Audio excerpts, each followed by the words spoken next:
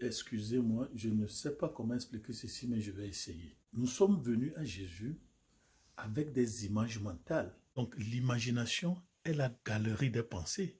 Aussi ce qu'on appelle la faculté de la fabrication des images, et ce n'est pas séparé de la morale personnelle. C'est-à-dire que le chrétien africain pense avec les images qu'il a dans sa tête avant de venir à Jésus. Autrement dit, la vie de la personne est à l'image des images qu'il a dans sa tête qu'il utilise pour parler.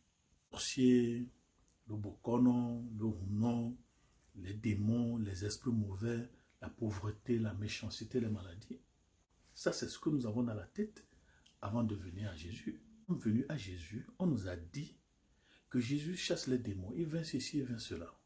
Mais on nous dit, il faut jeûner, il faut prier. Quand on prend par exemple la résurrection de Lazare, quand Jésus est arrivé là-bas, il n'a pas dit confessez vos péchés, allez fouiller dans votre passé, ce que vos grands-pères, vos grands-mères ont fait, les vaudous qu'ils ont adorés.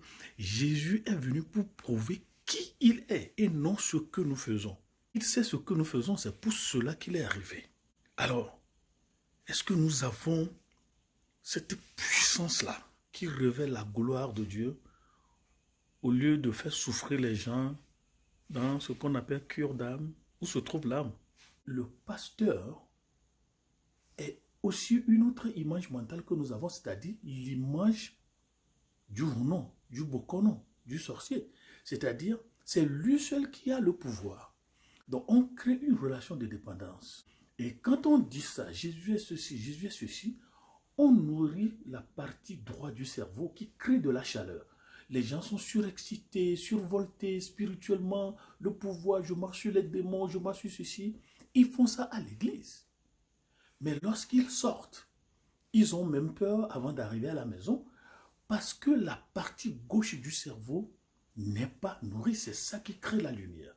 Donc il y a dichotomie entre la religion du côté droit du cerveau et la religion du côté gauche du cerveau. C'est-à-dire entre la chaleur et la lumière. C'est-à-dire l'émotion et la connaissance. C'est pourquoi il est dit, aucun chrétien ne peut s'élever au-dessus des images qu'il a dans sa tête. En fait, ça c'est pour toute personne.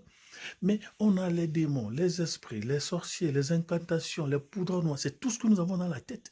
Et on ne peut pas aller au-delà de ces choses.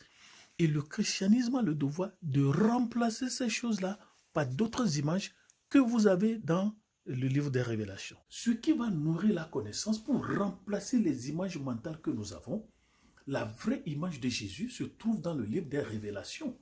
Le vrai Jésus se trouve dans les Révélations, pas dans les évangiles.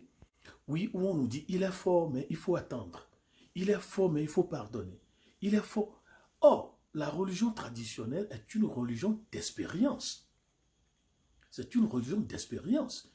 Vous allez à la table d'un ronde des sorciers, la première fois, on vous fait boire le vin rouge qui est le sang humain, et puis vous volez. On conjure une personne devant vous, on transforme la personne en animal, on mange ça, tout ça, tout ça.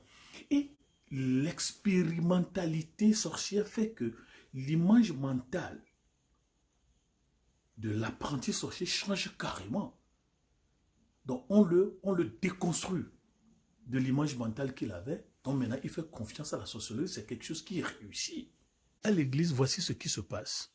On parle des démons, on a la peur. Ça, c'est d'abord ce qu'on appelle la sociologie anthropologique, les piliers de nos nations. On vient à l'église avec la peur et on nous fait peur avec les démons. Or, lorsqu'on a peur, l'homme ne raisonne pas avec le cerveau. L'homme raisonne avec les glandes. Il y a l'adrénaline qui est sécrétée dans le sang de l'hypothalamus et on a peur. Mais il faut remplacer les images là. Et c'est pourquoi il y a le Saint-Esprit. Pour faire des expériences à l'apprenti chrétien, pour lui révéler des choses cachées qu'il n'a jamais vues, qui va remplacer. Mais la connaissance, l'enseignement qu'on devait faire pour équilibrer, créer un équilibre entre la connaissance et l'émotion, entre la cognition et l'affect. C'est ça qui manque. On a substitué cela avec du bruit. Il faut avoir ce qu'on appelle le baptême de la parole de Dieu. Ça dit que les gens écoute. Aujourd'hui, nous ne faisons pas ça, on a changé ça avec les cacophonies, les musicologies, les priologies, les dansologies. Mes amis, il n'y a pas de nourriture spirituelle.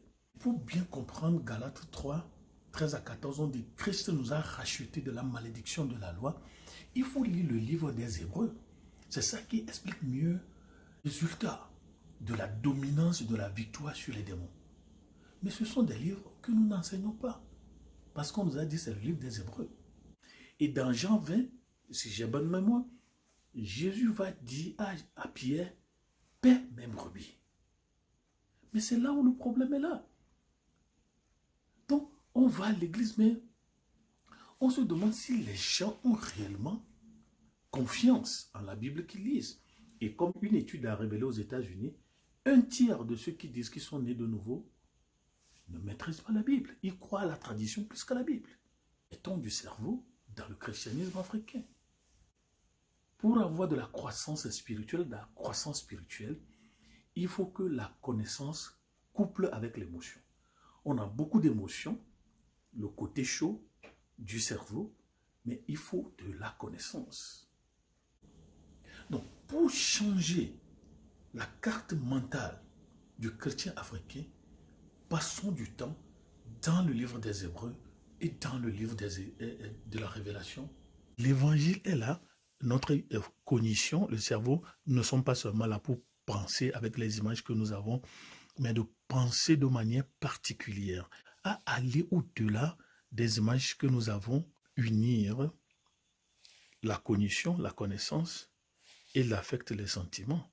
Donc, il faut une théologie morale qui combine le côté droit, la religion du côté droit du cerveau, c'est-à-dire la chaleur, les émotions, tout ça, l'imagination visuelle, et aussi le côté gauche du cerveau, qui sont les lois logiques, les principes.